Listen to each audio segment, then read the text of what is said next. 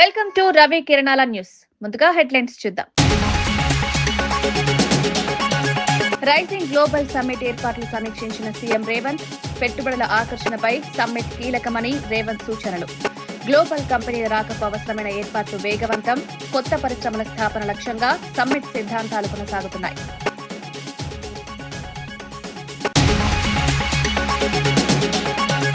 అరటి పంట బీమా పైసా చెల్లించలేదని జగన్పై విమర్శలు. 5 ఏళ్లుగా అరటి రైతులకు బీమా లేదని నేతల ఆరోపణలు. బీమా పేరుతో ఖజానా నుంచి రూపాయి వెలుపలకలేదని వాదన. చేసేదేమీ లేక ప్రమోషన్ మాత్రమే చేస్తున్నారని నేతలు.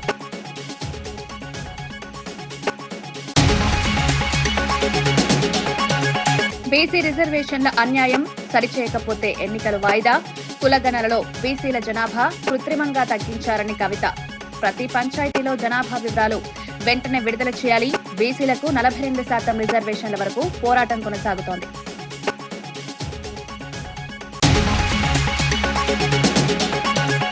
పొదలకూరులో అభివృద్ధి పనులు ప్రారంభించిన సోమిరెడ్డి. తాగునీటి పథకాలకు శంకుస్థాపన చేసి ప్రజలకు హామీ. పీఎస్సీఎస్ భవన నిర్మాణంతో గ్రామాల అభివృద్ధికి ఊపిరి. ప్రతి ఇంటికి తాగునీరు చేరేలా చర్యలు కొనసాగుతున్నాయన్నమాట.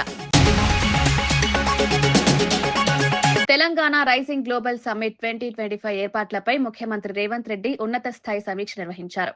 రాష్ట్ర అభివృద్ధి, పెట్టుబడుల ఆకర్షణ, కొత్త పరిశ్రమల స్థాపన వంటి అంశాల్లో సమ్మిట్ కీలక పాత్ర పోషించబోతోందని ఈ సమావేశంలో స్పష్టం చేశారు. అంతర్జాతీయ వ్యాపార ప్రతినిధులు, గ్లోబల్ కంపెనీలను హైదరాబాద్ కు తీసుకురావడానికి అవసరమైన ఏర్పాట్లు సమయానికి పూర్తి చేయాలని సంబంధిత శాఖలకు సూచించారు.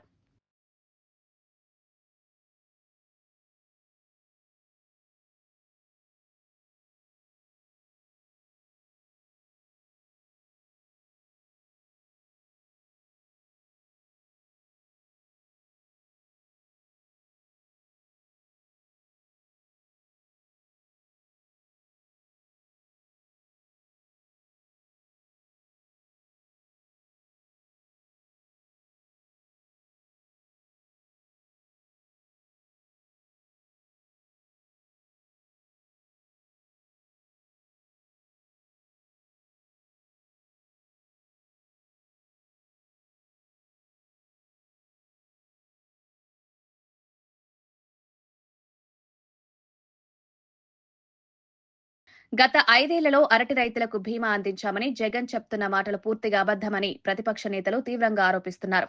2019 నుంచి 24 వరకు రాష్ట్రంలో 1 ఎకరాకు కూడా అరటి పంట బీమా చెల్లించలేదనే వివరాలు స్పష్టంగా చెప్తున్నాయని పేర్కొన్నారు. బీమా పేరుతో 1 పైసా ప్రీమియం కూడా ప్రభుత్వ ఖజానా నుంచి విడుదల కాలేదని, రైతులను తప్పుదోవ పట్టించే ప్రయత్నం జరుగుతోందని విమర్శలు వెల్లువెత్తుతున్నాయి. రైతుల కోసం చేసేదేమీ లేకపోయినా చేశామని ప్రచారం చేసుకోవడం జగన్ కి అలవాటైందని నాయకులు అన్నారు.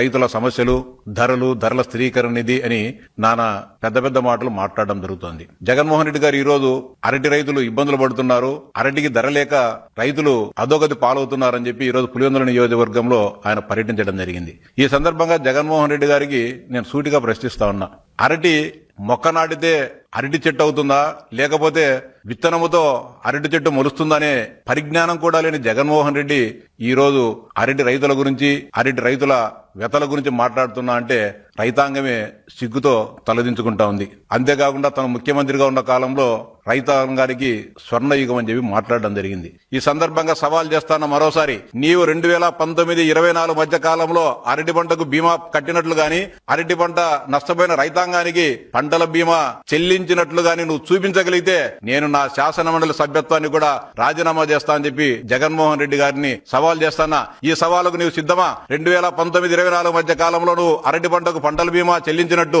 రబీ పంటలకు పంటల బీమా చెల్లించినట్టు నువ్వు చూపించలేకపోతే నువ్వు నీ శాసనసభ్యత్వానికి రాజీనామా చేస్తావా జగన్మోహన్ రెడ్డి అని చెప్పి నేను సూటిగా సవాల్ చేస్తున్నా. 1 రూపాయి చెల్లించకోకుండా రైతాంగాన్ని అన్యాయం చేసిన చరిత్ర నీది. అరటి పంట రబీ పంటల కిందకి వస్తుంది. రబీ పంటలకు సంబంధించి మొత్తం ఇన్సూరెన్స్ విధానాన్ని నువ్వు ఎత్తేసి రైతాంగాన్ని సర్వనాశనం చేసింది నువ్వు. ఈ రోజు రైతులకు బాధలు పడుతున్నారని చెప్పి మొసలి కన్నీరు కార్చడం ఎంతవరకు సవని మాట్లాడుతున్నా. ఇందిరమ్మ చీరల పంపిణీ అంశంపై బీఆర్ఎస్ నాయకులు చేస్తున్న దుష్ప్రచారం పూర్తిగా తగదని మంత్రి సీతక్క తీవ్రంగా మండిపడ్డారు. మహిళల కోసం ప్రభుత్వం చేపట్టిన మంచి కార్యక్రమాలను వక్రీకరించే ప్రయత్నం జరుగుతోందని ఆమె అన్నారు. రాష్ట్ర వ్యాప్తంగా పంపిణీ చేస్తున్న చీరల డిజైన్లను ప్రభుత్వమే నిర్ణయించలేదని, మహిళా సంఘాలు సూచించిన నమూనాల ఆధారంగానే వాటిని ఎంపిక చేసి పంపిణీ చేస్తున్నామని స్పష్టం చేశారు. మహిళల కోసం కాంగ్రెస్ ప్రభుత్వం చేపట్టిన ప్రతి చర్యను బీఆర్ఎస్ నాయకులు స్వీకరించలేకపోతున్నారని సీతక్క వ్యాఖ్యానించారు. సంతోషపడుతుంటే సహజంగానే మీకు తెలుసు, ఆడబిడ్డలు సంతోషపడితే మరి బీఆర్ఎస్ నాయకులు కల్వకుంట్ల కుటుంబం కళ్ళల్లో నిప్పులు పోసుకుంటుందని. అందుకనే మరి చీరలు బాగలేవని, లేదా ఎలక్షన్ల కోసమని, లేదా కొంతమందికే ఇస్తున్నారని ఏదేదో తప్పుడు కూతలు కూస్తున్నారు. అయ్యా, మీ చీరలు బాగున్నాయా, మేమిచ్చిన చీరలు బాగున్నాయో రాష్ట్రంలో ఉన్న ప్రతి మహిళకు అర్థమయ్యి గుండెలకు కత్తుకొని ఫోటోలు దిగి పెడతా ఉన్నారు. అది మీకు పాపం భయం అనిపిస్తుంది. మేము ఈ చీరలకు ఆర్డర్ ఇచ్చి దాదాపుగా 1 year వస్తుంది. ముఖ్యమంత్రి గారు కన్న కళ ఏంటిదంటే 1 కోటి మంది మహిళల్ని కోటీశ్వర్లను చేయాలి. 1 కోటి మంది మహిళలు కావాలి అంటే మరి 1 కోటి మంది మహిళలను మహిళా సంఘాల్లో చేర్చాలనే లక్ష్యంతో ఈరోజు ఇచ్చిన 67 లక్షల చీరలు సరిపోవట్లేదని ఇంకా 33 లక్షల చీరల వరకు మరి మళ్ళీ ఆర్డర్ ఇవ్వడం జరిగింది. దాదాపుగా అంటే పూర్తిగా కోటి మందికి. దీన్ని నిస్సిగ్గుగా మరి హరీష్ రావు లాంటి ఒక నాయకుడు, అబద్ధాలకు కేరాపు హరీష్ రావు, నేను ఎప్పుడో చెప్పిన కదా, అబద్ధాలకు నిలువుటద్దామని. మేము 67 లక్షలకు ఆర్డర్ ఇచ్చినాం. 67 లక్షల చీరలు రాష్ట్రంలో పంపిణీ జరుగుతున్నది. అది గ్రామీణ ప్రాంతంలో ఒకసారి, మరి పట్టణ ప్రాంతంలో మరొకసారి. ఎందుకంటే చేనేత కార్మికులు ఏదో మేము దుబాయ్ నుంచి లేదా సూరత్ నుంచి కిలోల కొద్దీ తీసుకొచ్చిన చీరలు కాదు. చేనేత కార్మికులు వాళ్ళు స్వయంగా నేర్చిన చీరలు మేము అక్కడే ఆర్డర్ ఇచ్చినాం కదా. మీకు చిత్తశుద్ధి ఉంటే కేటీఆర్, హరీష్ రావు, కవితమ్మ ముగ్గురు పోయి సిరిసిల్ల కార్మికులతో మాట్లాడి ఇక్కడ రాష్ట్ర ప్రభుత్వం నుంచి ఎన్ని చీరలకు ఆర్డర్ ఇచ్చిండ్రు, ఎప్పుడు అయింది అని ఒక్కసారి తెలుసుకోండి. తర్వాత గతంలో 60 ఏళ్ళు దాటితే మహిళా సంఘాలలో ఉండకూడదనే నిబంధన ఉండే. ఇప్పుడు దాన్ని కూడా తీసేసి దాటిన వాళ్ళని కూడా సంఘంలోకి తీసుకుంటున్నాం. కాబట్టి మహిళా సంఘంలో ఉన్న సభ్యులకు ఇచ్చుకుంటూ మహిళా సంఘంలో 1 కోటి మందిని చేర్చాలి. కాబట్టి ప్రతి మహిళకి ఇచ్చి సంఘంలో చేరండి అని చీర పెట్టి మేము సంఘంలోకి ఆహ్వానిస్తున్నాం. ఇక్కడ ఏం తప్పు కనపడ్డది? నీ తప్పు నేను చెప్తా. మా గవర్నమెంట్ వచ్చే వరకు మీరేమన్నారు, రేషన్ కార్డు ఉన్న వాళ్ళందరికీ, రేషన్ కార్డులు ఉన్న వాళ్ళందరికీ మేము ఇచ్చినాం అన్నారు. మరి మా గవర్నమెంట్ వచ్చేటప్పటికి రేషన్ కార్డుల సంఖ్య, రేషన్ కార్డుల వాళ్ళ సంఖ్య మరి 89 లక్షలు లేదా 90 లక్షలు. మీరు ఆర్డర్ ఇచ్చిందే 90 లక్షల చీరలు. మరి మిగతా దాదాపుగా 50,000 చీరలు ఎవరు తీసుకున్నారు, ఎవరికి పంచుకున్నావు? దీంట్లో కూడా మీరు తెచ్చిందే కిలోల లెక్క. చాలని ముట్టుకుంటే పనికిరావని వాళ్ళు చేన్లలో కట్టుకున్న చరిత్ర. ఇవాళ మేము ఇచ్చిన చేన్లలో కట్టుకోవడం కాదు. మీలాంటి దుష్టబుద్ధితోటి, మీ కార్యకర్తలతోటి, మీ లీడర్ల భార్యలతో కొన్ని తప్పుడు ప్రచారాలు చేయవచ్చు. కానీ అక్కలారా చెల్లరారా ఆలోచించండి. మీకు నిజంగా ఈ చీర నచ్చలేదా? ఇది ఎంపిక చేసినటువంటి మహిళా సంఘం సభ్యులను కూడా మేము తీసుకొస్తాం. ఇవాళ ఎలక్షన్ల కోసమని కూడా అంటాడు, లేకుంటే ఏదో పార్టీ కోసం అంటాడు. అరే, నువ్వు బతుకమ్మకి ఇచ్చుకున్నావయ్యా, అది కూడా 2017 నుంచి ఇచ్చినావు. నువ్వేం 2014 నుంచే మొదలు పెట్టలే. మేము రాష్ట్రంలో మహిళా సంఘాలను ఆర్థికంగా బలోపేతం చేయాలి. మహిళా సంఘం అనేది ఒక సామూహిక బంధాన్ని ఏర్పరిచి ఆర్థికంగా బలోపేతం చేసే సెర్ప్ సంస్థ అనేది పేదరిక నిర్మూలన. ఫ్రీ బస్సు పెడితే మీ కళ్ళలో నిప్పులు పోసుకుంటుంది. మీరు బ్రేక్ డ్యాన్సులు చేసుకోండి, మీరు ఇది చేయండి, కొట్లాడుకుంటున్నారు, కలిసి ఉండరు. ఇంత దుర్మార్గమైనటువంటి నీచమైన రాజకీయాల కొడిగట్టడం ఈ బీఆర్ఎస్కే చెల్లింది, కానీ ఇంకొకటికి చెల్లదు. ప్రతి ఒక్క మహిళ ఇవాళ బస్సును వాడుకునే వాళ్ళు కానీ, గ్రూపులలో ఉండి వడ్డీ లేని రుణాలు తీసుకునేటువంటి వాళ్ళు కానీ, ఆర్థికంగా అభివృద్ధి చెందే వాళ్ళు కానీ, ఇలాంటి బీఆర్ఎస్ చిల్లర నాయకులకు బుద్ధి చెప్పాల్సిన అవసరం ఉంది. ఇవాళ ఎక్కకపోని కష్టాలు ఉన్నోళ్ళు ఉంటారు, కన్నీళ్ళు ఉన్నోళ్ళు ఉంటారు. ఏదో మీటింగ్ కానీ వస్తారు, లేదా ఏదో పెళ్ళికి పోతారు, ఆడి నుంచి ఒక ఫోన్ వస్తుంది. మరి వెంటనే ఇంకో ఊరు పోవాలంటే అక్కడ బస్సు ఎక్కితే వెళ్ళిపోగలుగుతుంది ఫ్రీగా. ఏదో చచ్చిపోయినని వస్తారు, లేదా ఏదో కష్టం వచ్చిందని పోతుంది. ఇది కూడా ఓర్వలేనితనము. ఈరోజు చీరలు ఇస్తే కూడా ఓర్వలేనితనం. హరీష్ రావు, కేటీఆర్, కవిత. ఇవాళ కవిత అంటే 150 రూపాయల చీర, రేషన్ కార్డు మీద ఇస్తే మా మహిళలకు అందరికీ మేము ఒక యాప్ క్రియేట్ చేస్తున్నాం. వాళ్ళు ఎవరు ఎక్కడ, వాళ్ళకి ఏం పేదరికమైంది, వాళ్ళు ఏం లోన్ తీసుకున్నారు, వాళ్ళకి చీర వచ్చిందా లేదా, వాళ్ళకి ఎన్ని లక్షల లోన్ వచ్చింది, ఎంత రుణం బీమా మాఫీ అయింది, ఎవరైనా చనిపోయిన వాళ్ళకు మేము 10 లక్షల ఇన్సూరెన్స్ కూడా ఇస్తున్నాం యాక్సిడెంటల్గా. మేము ఒకళ్ళకి ఎప్పుడైనా ఆలోచించిరా? వాళ్ళు కష్టపడి సంపాదించినటువంటి 500 కూడబెట్టుకున్న అభయహస్తాన్ని కూడా దాదాపు 1800 కోట్లు దోసుకున్నారు మీరు. పావుల వడ్డీ అని చెప్పి మోసం చేసి 3500 కోట్లు ఎగ్గొట్టిపోయింది మీరు.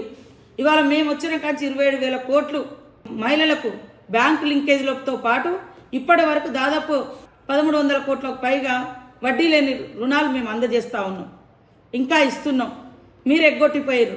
మహిళలు సంతోషపడుతున్నారు, సంబరపడుతున్నారు, మీటింగులలో కలుసుకుంటున్నారు. ఒక ఒంటరి మహిళ కాదు, నాకు ఇంత లక్షల మంది మహిళలు తోడున్నారు అని గుర్తు చేసుకుంటున్నారు. మహిళల కోసం ఇక్కడ శిల్పారామాన్ని మహిళా శక్తి బజార్లకు ఇచ్చినాం, ఇందిర మహిళా శక్తి బజార్లకు. ఇవాళ మారుమూల ప్రాంతాలలో, ఇవాళ ఆదిలాబాద్లో ఆదివాసి గోండు బిడ్డ జంగుబాయ్ అక్కడ ఇప్పపు లడ్డు షాప్ పెట్టుకున్నది. ఇవాళ ఎక్కడి నుంచో మరి మంచిర్యాల నుంచి మన షాపులు పెట్టుకున్నారు, చెర్యాల బొమ్మలు పెట్టుకున్నారు. ఇవన్నీ మీకు కనబడట్లేదు, మీకు కనబడదు. ఎందుకంటే ఆడవాళ్ళు సంతోషంగా ఉండొద్దు, మీది ఫ్యూడల్ మెంటాలిటీ. ఆడవాళ్ళను బయటికి రానియొద్దు, ఆడవాళ్ళను బానిసలుగా చేయాలి. ఆడవాళ్ళతో వెట్టి చాకిరి చేయించుకున్నటువంటి చరిత్ర కలిగినటువంటి కుటుంబాల నుంచి వచ్చినటువంటి నాయకత్వం బీఆర్ఎస్ నాయకత్వం. అందుకని ఆడవాళ్ళు బస్సులలో ఎక్కితే దొంగ వీడియోలు చేసి కొట్లాటలు పెట్టించి కొట్లాడుకున్నట్టుగా వీడియోలు సృష్టించారు. ఇవాళ ఆడవాళ్ళు సంబరాలు పడి వాళ్ళు వీడియోలు చేసి పెట్టుకుంటుంటే వాటి మీద రకరకాల ట్రోల్స్ చేస్తున్నారు. తప్పు. వాస్తవాలు, చీరలలో ఏమైనా లోపాలుంటే బాగా చేయండి అని చెప్పండి. గ్రామ పంచాయతీ ఎన్నికల్లో బీసీలకు తీవ్ర అన్యాయం జరుగుతోందని ఎమ్మెల్సీ కవిత ప్రభుత్వంపై మండిపడ్డారు. కులగణనలో బీసీ జనాభాను కృత్రిమంగా తగ్గించి చూపారని ఆరోపించారు. ఈ విధమైన లోపాలు కొనసాగితే ప్రజలు నమ్మకం కోల్పోతారని పేర్కొంటూ ప్రతి పంచాయతీలో కులాల వారీగా జనాభా వివరాలను వెంటనే ప్రకటించాలని డిమాండ్ చేశారు. బీసీలకు సముచితంగా 42% రిజర్వేషన్లు ఇవ్వడం వరకు తమ పోరాటం ఆగబోదని స్పష్టం చేశారు. అవసరమైతే గ్రామ పంచాయతీ ఎన్నికలను వాయిదా వేసినా వెనకడుగు వేయమని కవిత హెచ్చరించారు. రిజర్వేషన్లు లేని చోట కూడా బీసీ నాయకులు నామినేషన్లు వేసి గెలవాలని పిలుపునిచ్చారు. బెస్ట్ బీసీ విల్ విన్ కదన్న, బీసీ గెలవాలి అంతే. ఇప్పుడు మహిళా రిజర్వేషన్ స్పిరిట్ కూడా అంతే కదా, అన్ని పార్టీలు మహిళలకు ఇవ్వాలి, బెస్ట్ మహిళ గెలుస్తుంది అంతే. బెస్ట్ బీసీ విల్ విన్, దాంట్లో పెద్ద టెన్షన్ ఏం లేదు. కానీ అల్టిమేట్గా బీసీలు గెలవాలి. ఈ బీసీలతోని ఆడుకుంటే బీసీలు ఏమన్నారులే అని ఏదైతే కాంగ్రెస్ పార్టీ అనుకుంటుందో కొద్దిగా మనం గట్టిగా బలంగా బుద్ధి చెప్పాల్సినటువంటి అవసరం ఉందని మాత్రం నేను బీసీ బిడ్డలందరూ కూడా పిలిపిస్తా ఉన్నాను. ఈ నెల 29వ తేదీన ఆంధ్రప్రదేశ్ స్కిల్ డెవలప్మెంట్ కార్పొరేషన్ ఆధ్వర్యంలో భారీ స్థాయిలో మెగా జాబ్ మేళా జరగనుందని డిప్యూటీ స్పీకర్ కనుమూరి రఘురామకృష్ణంరాజు తెలిపారు.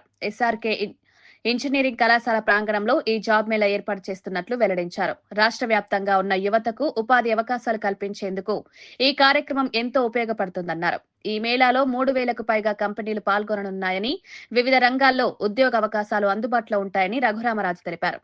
ఇంజనీరింగ్ కాలేజీలో ఏపీఎస్ఎస్డిసి వారి ఆధ్వర్యంలో 3,000 ఉద్యోగాల కోసం బ్యాంకింగ్ రంగం, రిటైల్ రంగం, ఫార్మా రంగం, ఇతర రంగాల్లో 18 సంవత్సరాలు దాటి 35 సంవత్సరాల లోపు ఉన్న విద్యార్థులకు, యువతీ యువకులకు అందరికీ చక్కటి అవకాశాలు ఉంటాయి. ఎంతోమంది పరిశ్రమల వాళ్ళు అక్కడ పార్టిసిపేట్ చేసి ఆ రోజే ప్లేస్మెంట్ సెలక్షన్ కూడా చేసే అద్భుతమైన అవకాశాలు ఉన్నాయి.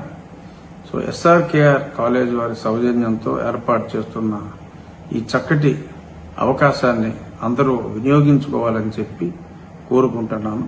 తప్పకుండా ఆశావహులందరూ 29వ తారీఖు ఉదయం ఎస్ఆర్కేఆర్ ఇంజనీరింగ్ కాలేజ్కి రండి, ఉద్యోగాలు పొందండి. Thank you. TDP polit bureau సభ్యులు వర్ల రామయ్య మీడియా సమావేశంలో భూమన కరుణాకర్ రెడ్డిపై తీవ్రంగా విమర్శలు చేశారు. భూమన తరచూ చేస్తున్న బుకాయింపులు ప్రజాస్వామ్యానికి విరుద్దమని, రాజకీయాల్లో బెదిరింపులకు స్థానం లేదని స్పష్టం చేశారు. తాను మాట్లాడితే భూమన భయపెట్టే ప్రయత్నం చేస్తున్నాడని, కానీ ఇలాంటి డ్రామాలతో తాను వెనక్కి తగ్గే ప్రసక్తి లేదని రామయ్య తెలిపారు. ఎన్టీఆర్ భవన్, అమరావతి నుండి ప్రత్యక్ష ప్రసారం జరిగిన ఈ సమావేశంలో రామయ్య ప్రభుత్వ వ్యవహారాలపై కూడా తీవ్ర స్థాయిలో స్పందించారు. ఇంకా కొంచెం లోతుగా వెళ్ళాలంటే శ్లేష్మంలో చిక్కుకున్న ఈగ, శ్లేష్మంలో చిక్కుకున్న ఈగ, లేదు లేదు ఇంకా లోతుకు వెళ్ళాలంటే సాలెగూడులో ఇరుక్కున్న పురుగులాగా ఉంది అతని పరిస్థితి. ఏమిటి వరలరామయ్య గారు కొత్తగా ఈ సామెతలు లేకుంటే ఈ ప్రాసలో చెబుతున్నారు అని మీరు అడిగితే, అతను నిన్న సిఐడి దర్యాప్తుకు వెళ్ళి బయటకు వచ్చిన తర్వాత అతను మాట్లాడిన తీరు నన్ను ఇలా మాట్లాడటానికి ప్రేరేపించింది. అతను కారణం తప్పితే నేను అతన్ని ఎలుకంటానికి, అతన్ని ఈగ అంటానికి, అతన్ని పురుగు అంటానికి అతనే కారణం అని చెప్పి నేను తెలియచేస్తున్నా, వేరే కాదు. అతనేమంటారు, నాకు ఈ పరకామణి కేసుకు ఉన్న సంబంధం భూమికి నక్షత్ర మండలానికి ఉన్నంత వ్యత్యాసం, అంటే సంబంధమే లేదంటాడు. పాపం అయినను పోయి రావాలి హస్తనికి అంటాడు. నైలు నది గురించి మాట్లాడతాడు, నైలు నదిలో మొసళ్ళ గురించి మాట్లాడతారు. నైలు నదిలో మొసళ్ళ కంటే భూమన కరుణాకర్ రెడ్డి గారు, మీ ఇంట్లోనే ఎక్కువ మొసళ్ళు ఉన్నాయి, మీ ఇంట్లోనే ఎక్కువ మొసళ్ళు ఉన్నాయి. మొసళ్ళు అంటే నేను అడుగుతాను, కొన్ని ప్రశ్నలు చెప్పండి. సిఐడి మిమ్మల్ని అడిగారో లేదో నాకు తెలీదు, సిఐడి ఏం దర్యాప్తు చేస్తుందో మాకైతే తెలీదు. నువ్వు వేరే వేరే ఊహించుకోవచ్చు. మా లోకేష్ బాబు గారిని, మా బిఆర్ నాయుడు గారిని, వరలరామయ్య అనే నన్ను, మా పట్టాభిని కలిపి ఏదో మాట్లాడావు. ఎన్ని మాట్లాడుకున్నా పర్లేదు, ఎందుకంటే నువ్వు కుర్తిలో పడ్డ ఎలకో కనుక అలాగే మాట్లాడతావు. పాపం నువ్వు శ్లేష్మంలో చిక్కుకున్న ఈగవు కనుక అలాగే మాట్లాడతావు, సాలెగూడులో చిక్కుకున్న పురుగు కనుక నువ్వు అలాగే మాట్లాడతావు. నేను ఒక్కటి అడుగుతానయ్యా, 14.5 crore ఖరీదైన ఆస్తులు ముద్దాయి దగ్గర నుంచి మీరు తీసుకున్నారు, దేవాలయానికి గిఫ్ట్గా డ్రామా ఆడి తీసుకున్నారు. ఆ గిఫ్ట్గా తీసుకున్నది మీ బోర్డ్ మీటింగ్లో టేబుల్ ఎజెండాగా పెట్టారు. సార్ వినాలా పత్రిక సార్, టేబుల్ ఎజెండాగా పెట్టారు. టేబుల్ ఎజెండాగా పెట్టింది, దీని గురించి ఇంకా లోతుగా చేయాలి, లేదా వివరాలు కనుకుంటే నువ్వు రిజెక్ట్ ఎందుకు చేయలేదు? చైర్మన్ నువ్వే కదా, ఎందుకు రిజెక్ట్ చేయలేదు? ఏదో మొరటి సామెతోటిది, తాటి చెట్టు ఎందుకు ఎక్కేవారంటే ఏదో గేదె మేత కన్నా అంట, గేదె మేత అక్కడ ఉంటుందా? నువ్వెందుకు రిజెక్ట్ చేయలేదా? ఇన్ని పన్నాలు మంది నువ్వు మాట్లాడుతుంటే ఎలా ఉంటుందంటే, ఏదో ఇతనికంటే సత్ప్రవర్తన కలిగిన వాడు, ఇంతకంటే మంచివాడు, ఇంతకంటే సత్పురుషుడు ఎవరు లేరు భూమి మీద అన్నట్లుగా మాట్లాడతాడు ఇతను. అతని భాష. టీటీడీ బోర్డు సభ్యుడు భానుప్రకాష్ రెడ్డి టీడీపీ నేత కరుణాకర్ రెడ్డిపై తీవ్రమైన విమర్శలు చేశారు. పరకామణి చోరీ కేసులో నిజాంశాలను వక్రీకరించాలని ప్రయత్నం జరిగిందని, దొంగను దాతగా మార్చి కేసును రాజీ చేయడంలో వైసీపీ నేతల ప్రమేయం స్పష్టంగా కనిపిస్తోందని ఆరోపించారు. ఇటువంటి పవిత్రమైన దేవస్థానంలో అక్రమాలను కప్పిపుచ్చడం భయంకరమన్నారు. కేసులో కీలక ఆధారాలైన రవికుమార్ విజువల్స్ తొలగించడంపై భానుప్రకాష్ రెడ్డి తీవ్రంగా ప్రశ్నించారు. అడిగితే పెట్టకథలు చెప్తారు, నైల్ నది అంటాడు, వర్షం చిరుకులు అంటాడు. అయ్యా బుద్ధుందా నీకు? పరకామణి అంశం గురించి మాట్లాడని చెప్పి సిబిసిఐడి అధికారులు పిలిస్తే నేను ఒకటి అడుగుతున్నా, నువ్వు ధర్మకర్తల మండలి ఎక్స్ అఫీషియో సభ్యుడిగా ఈ రెజల్యూషన్ లో థెఫ్ట్ ని గిఫ్ట్ గా చేసినప్పుడు, దొంగని దాతగా చేసినప్పుడు నువ్వెందుకు చవరాలు పెట్టావు? దీనికి సమాధానం చెప్పు కరుణాకర్ రెడ్డి. నాకు సంబంధం లేదు, నాకు సంబంధం లేని దాంట్లో వీళ్ళందరూ లోకేష్ బాబు వీళ్ళందరూ కలిసి నన్ను తగిలిస్తున్నారని చెప్పి ఒక అబద్ధపు అసత్య ప్రచారాన్ని చేస్తావు. అసలు నువ్వు ఆ రోజు బోర్డు మీటింగ్ లో ఈ అజెండా టేబుల్ అజెండా కింద వచ్చినప్పుడు, ఆ రవికుమార్ దొంగ దగ్గర నుంచి టీటీడీకి ఆస్తులు బదలాయించేటప్పుడు నువ్వు ఎందుకు సంతకం చేశావు? నేను నిప్పు నేను ఉప్పు అంటున్నావు కదా, ఆ రోజు ఎందుకు సంతకం చేశావు? దీని వెనకాల పూర్తిగా వైసీపీ నాయకుల హస్తం ఉంది. ఆ రోజు రాజీ చేసిన దాంట్లో టీటీడీలో ఉన్నట్టు కొందరు ఉన్నతాధికారుల దగ్గర నుంచి తాడిపల్లి ప్యాలెస్ లో ఉన్నట్టు కొందరు ఉన్నతాధికారుల వరకు, రాజకీయ నాయకుల వరకు దీంట్లో సంబంధం ఉంది. పరకామణి అంశం వదిలే ప్రసక్తే లేదు. ఖచ్చితంగా ఆఖరి పైసా శ్రీవారి ఖజానాకి జమ అయ్యేంత వరకు ఖచ్చితంగా దీని మీద మేము పోరాటం చేస్తూనే ఉంటాం. అంతేకాకుండా ఈ పరకామణి అంశంలో సీసీటీవీ ఫుటేజెస్, ముఖ్యమైనటువంటి ఆ రవికుమార్ దొంగలించేటప్పుడు ఆ సీసీటీవీ ఫుటేజెస్ ఎందుకు తొలగించబడ్డాయి? దానికి కూడా సమాధానం చెప్పాల్సిన బాధ్యత కరుణాకర్ రెడ్డి మీద ఉంది. ఆ రోజు విజిలెన్స్ ఇన్స్పెక్టర్ శివశంకర్ భక్తుల డబ్బులు దోచుకున్నారని చెప్పి విజిలెన్స్ రిపోర్ట్ ఇస్తే ఆయన మీద క్రిమినల్ యాక్షన్స్ తీసుకోకుండా ఎందుకు ఆయన్ని సొంత డిపార్ట్మెంట్ కి బదిలీ చేశారు? కొండ మీద 5 లడ్లు 10 లడ్లు బ్లాక్ లో అమ్మితే రిమాండ్ పంపించిన సందర్భాలు నీకు తెలియదా? అలాంటప్పుడు పరకామణి విషయంలో గాని మిగతా అంశాల్లో మీరు ఎందుకు చెట్టు కింద పంచాయతీ చేసి లోక్ అదాలత్లో పంచాయతీ చేసి అంతా మీరున్నటువంటి సమయంలోనే జరిగింది. కాబట్టి ఏదో మీరు ఏమి తెలీదు, మీరు నాటకాలు ఆడేది ఇవందరూ ప్రజలందరూ గమనిస్తున్నారు. మీ భాషా ప్రావీణ్యం గురించి ఏదైనా చెప్పుకోవాలంటే మీరు ఏదైనా సభలు పెట్టి చెప్పుకోండి, ఇది ఉన్న తప్పట్లు కొడతారేమో కానీ భగవంతుడి విషయంలో అడిగిన ప్రశ్నలకు మాత్రమే సమాధానం చెప్పండి. ఖచ్చితంగా పరకామనే అంశంలో రాబో రోజుల్లో ఎవరెవరు తప్పు చేశారో అందరినీ స్వామివారి ముందు శ్రీవారి భక్తుల ముందు జైలుకి పంపించే రోజు దగ్గరలోనే ఉందని చెప్పి ఆ నిందితులందరినీ తీవ్రంగా హెచ్చరిస్తున్నాం. దేశంలో ఇప్పటి వరకు జరిగిన భూ కుంభకోణాల్లో హెచ్ఐఎల్టీపీ ప్రాజెక్టు అతిపెద్దదని బీజేపీ ఎమ్మెల్యే మహేశ్వర్ రెడ్డి తీవ్ర ఆరోపణలు చేశారు. తెలంగాణ ప్రజలకు చెందిన 1000 ఎకరాల భూములను అక్రమంగా ప్రైవేట్ వర్గాలకు అప్పగించే ప్రయత్నం జరుగుతోందన్నారు. ఈ భూముల విలువ లక్షల కోట్లలో ఉంటుందని, మొత్తం ప్రక్రియను రహస్యంగా నడిపించడం వెనుక భారీ అవినీతి ఉందని పేర్కొన్నారు. ఈ స్కామ్ లో ముఖ్యమంత్రి రేవంత్ రెడ్డి సహా అనేక మంది మంత్రులు ప్రత్యక్షంగా పాల్గొని మొత్తం 6 లక్షల కోట్ల విలువైన ప్రాజెక్టులో అబద్దపు కథనాలు సృష్టించి ప్రజలను తప్పుదోవ పట్టిస్తున్నారని మహేశ్వర్ రెడ్డి విమర్శించారు. రేవంత్ రెడ్డి ఆయన సహచర మంత్రులందరూ కలిసి ఈరోజు 6,29,000 కోట్ల రూపాయల దోపిడీకి తెరదీసినట్టు రుజువులతో సహా గత 2 రోజుల నుంచి భారతీయ జనతా పార్టీ చెప్తూ వస్తున్నది. దేశంలోని అతిపెద్ద 9,292 ఎకరాల భూమిని దాదాపు 6,29,000 కోట్ల రూపాయల విలువైనటువంటి భూమిని కొల్లగొట్టడానికి ఒక రచన చేసి ఒక పథకం ప్రకారం జూబ్లీహిల్స్ ప్యాలెస్ కి చెందిన ముఖ్యమంత్రి రేవంత్ రెడ్డి తన జూబ్లీహిల్స్ ప్యాలెస్ లో కూర్చొని తన అన్యాయులతో కలిసి ఒక పథకం ప్రకారం ఈ భూమి కొల్లగొట్టడానికి ఒక పథకం వేసినట్టుగా కనపడతా ఉన్నది. హుజూర్ నగర్ అభివృద్ధిలో మరో కీలక అధ్యాయం మొదలైంది. 28 కోట్ల వ్యయంతో నిర్మించిన నూతన ఔటర్ రింగ్ రోడ్ను మంత్రి ఉత్తమ్ కుమార్ రెడ్డి ప్రారంభించారు. పట్టణానికి రవాణా సదుపాయాలు మెరుగుపడడంతో పాటు వాహన రద్దీ తగ్గడానికి ఈ రింగ్ రోడ్డు ఎంతో దోహదపడుతుందని మంత్రి తెలిపారు. ప్రాంతీయ కనెక్టివిటీ పెరగడంతో వాణిజ్య కార్యకలాపాలకు కూడా ఊతమిచ్చే అవకాశం ఉందన్నారు. ఈ సందర్భంగా 7.5 కోట్ల రూపాయల వ్యయంతో నిర్మించనున్న R&B బిల్డింగ్, షాపింగ్ కాంప్లెక్స్ల పనులకు మంత్రి శంకుస్థాపన చేశారు. రింగ్ రోడ్డు నిర్మాణ పనులు పూర్తి కావడం నాకు ఎంతో సంతోషం, సంతృప్తి ఇస్తుందని చెప్పి మనం చేస్తున్నాం. ఈరోజు సర్పంచ్ ఎన్నికలు ప్రకటింపజే కానీ మున్సిపాలిటీలో కూడా ఉండదు కాబట్టి మున్సిపాలిటీకి పరిధిలో కొన్ని అభివృద్ధి కార్యక్రమాలు సమీక్ష చేయడం కానీ ప్రారంభోత్సవాలు, శంకుస్థాపనలు పెట్టుకున్నాం. అదేవిధంగా ఇప్పుడే మన నిరుపేద పిల్లలు చదివే గవర్నమెంట్ ఇంటర్మీడియట్ కాలేజ్ కొత్త బిల్డింగు 7.5 కోట్ల రూపాయలతో పనులు వేగవంతంగా జరుగుతున్నాయి. అగ్రిమెంట్ పీరియడ్ ఇంకా టైం ఉన్నా ఈ సమ్మర్లోనే అందుబాటులో తీసుకురావడానికి ప్రయత్నం చేస్తున్నాం.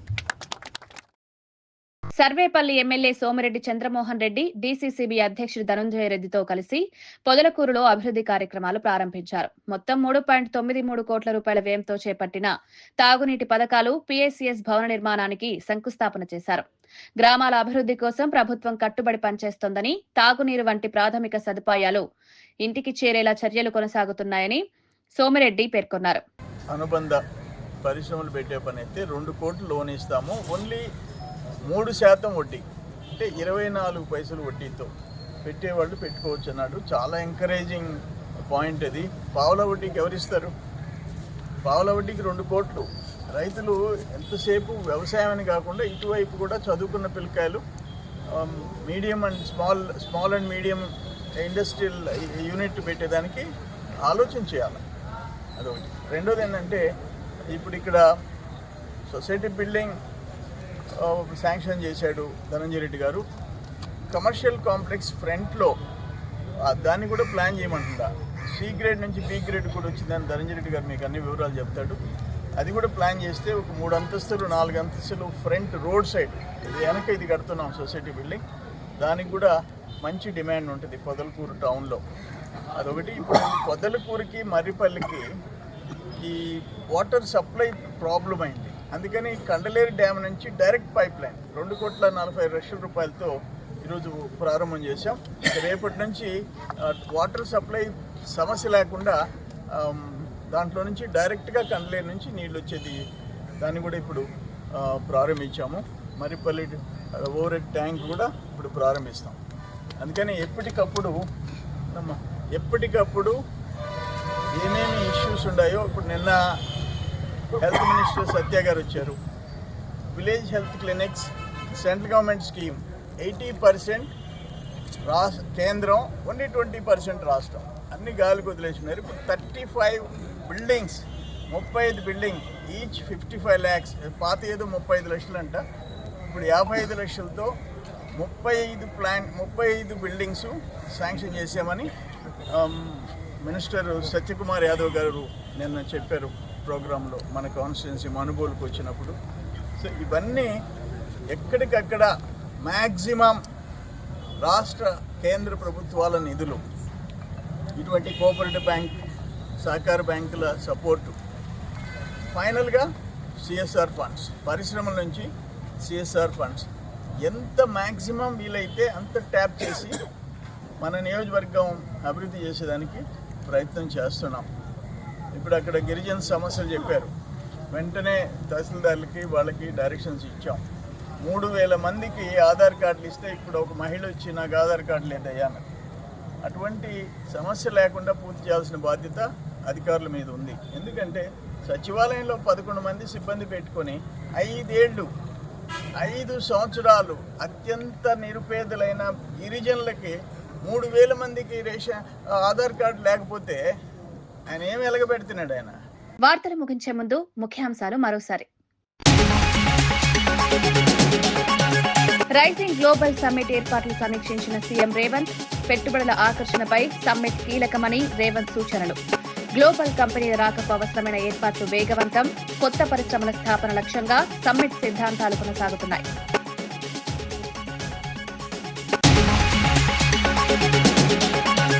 అరటి పంట బీమా పైసా చెల్లించలేదని జగన్పై విమర్శలు. 5 ఏళ్లుగా అరటి రైతులకు బీమా లేదని నేతల ఆరోపణలు.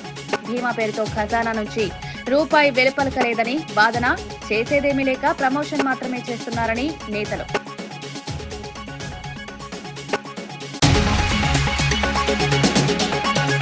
బీసీ రిజర్వేషన్ల అన్యాయం సరిచేయకపోతే ఎన్నికలు వాయిదా. కులగణనలో బీసీల జనాభా కృత్రిమంగా తగ్గించారని కవిత.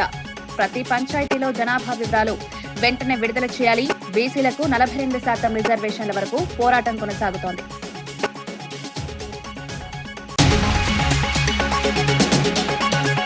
పొదలకూరులో అభివృద్ధి పనులు ప్రారంభించిన సోమిరెడ్డి. తాగునీటి పథకాలకు శంకుస్థాపన చేసి ప్రజలకు హామీ. పీఎస్సీఎస్ భవన నిర్మాణంతో గ్రామాల అభివృద్ధికి ఊపిరి. ప్రతి ఇంటికి తాగునీరు చేరేలా చర్యలు కొనసాగుతున్నాయన్నమాట. ఇవి ఈనాటి వార్తా విశేషాలు. మరో బులెటిన్లో మళ్ళీ కలుద్దాం. నమస్కారం.